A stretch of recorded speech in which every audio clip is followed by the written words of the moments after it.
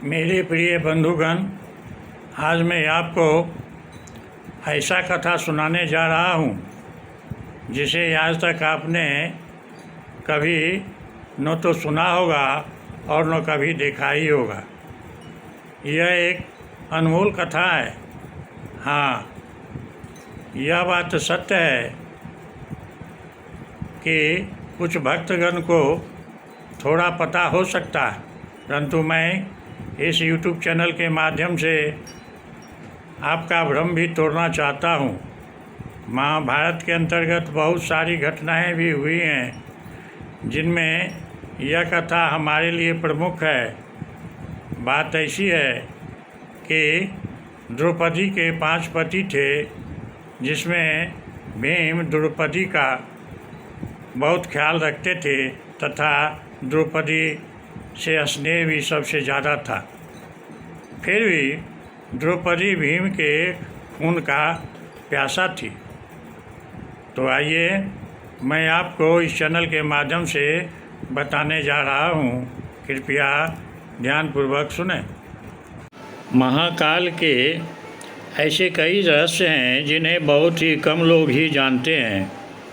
इन्हीं रहस्यों में से एक है जब द्रौपदी अपने ही पति भीम को मारना चाहती थी, मगर द्रौपदी अपने ही पति की मृत्यु क्यों बंद करना चाहती थी, और वो भी उस पति की जो उसे सबसे ज़्यादा प्रेम करता था और उसके हक की लड़ाई में सबसे आगे खड़ा रहता था। दरअसल पांडवों की पत्नी द्रौपदी माँ काली का रूप थी। इस बात का ज्ञान अर्जुन को था, जिसके बाद एक दिन अर्जुन द्रौपदी के कक्ष में गए। आपको बता दें कि द्रौपदी के 5 पति होने के कारण सभी पांडवों ने तय किया कि उनमें से एक जब भी द्रौपदी के साथ समय बिताने जाएगा तो वह अपनी खड़ाऊं कक्ष के बाहर उतार देगा, ताकि अन्य पांडवों को भी यह ज्ञात हो सके कि कोई पहले से ही अंदर मौजूद है।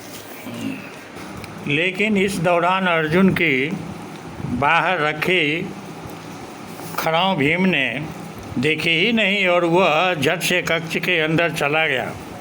अब जैसे ही भीम कक्ष के अंदर गया, वैसे ही उसने देखा कि अर्जुन पहले से ही मौजूद था और वह द्रौपदी के पांव दबा रहा था। यह दृश्य देखकर भीम आग बबूला हो गया और उसने अपने गदे से अर्जुन पर प्रहार कर दिया। कुछ शोर सुनाई देने पर युधिष्ठिर कक्ष में पहुंचते हैं और भीम से कहते हैं कि ये तुम क्या कर रहे हो? क्यों तुम अपने छोटे भाई को मार रहे हो? भीम युधिष्ठिर को बताते हैं कि उन्होंने अर्जुन पर इसलिए प्रहार किया क्योंकि वो द्रौपदी के पांव दबा रहे थे। उन्होंने आगे कहा कि क्या कोई पति अपनी पत्नी का पांव भी दबाता है क्या? अब युधिष्ठिर को भी यह ज्ञात था कि द्रौपदी माँ काली का ही रूप है, इसलिए वह भीम को चुप कराते हुए कहते हैं कि यह अर्जुन और द्रौपदी की आपसी प्रेम है, किसी को भी इसके बीच में नहीं पड़ना चाहिए। बड़े भाई द्वारा ये बात सुनने के बाद भीम महल से बाहर चले जाते हैं, लेकिन वो अभी भी इस बात से क्रोधित थे कि अर्जुन ने ऐसा क्यों किया।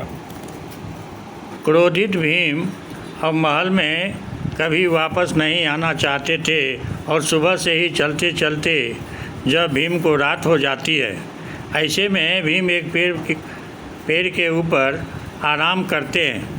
और भीम विश्राम कर ही रहे थे कि तभी रात 12 बजे वहाँ एक व्यक्ति आता है और घास के मैदान में पानी देने लगता है।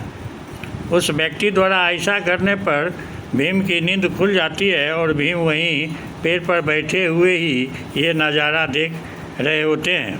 धीरे धीरे वहाँ एक सभा लगने लगती है और इस सभा में भगवान शिव, ब्रह्मा जी और इंद्रदेव समेत कई देवता शामिल होते हैं और इस सभा को संबोधित कर रहे होते हैं भगवान श्री कृष्ण।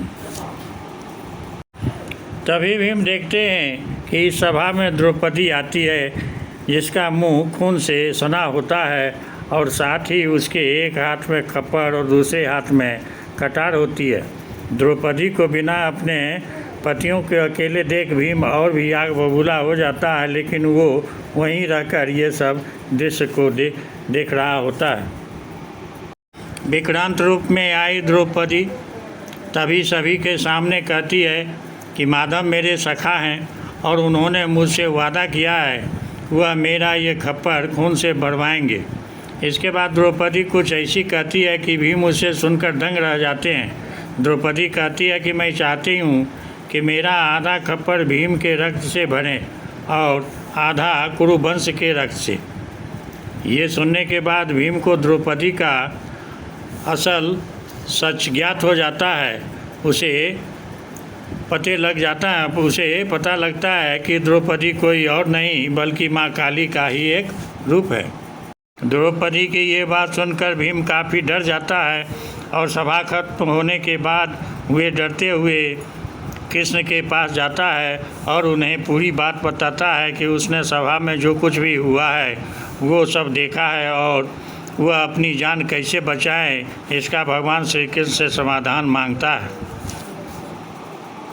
इस पर श्री कृष्ण भीम को बताते हैं कि द्रौपदी महाकाली का रूप है और उनका ये जन्म केवल खप्पर भरने के लिए ही हुआ है। जिसके बाद घबरा कर भीम कहते हैं कि मगर द्रौपदी तो अपना आधा खप्पर मेरे ही रक्त से भरना चाहती है।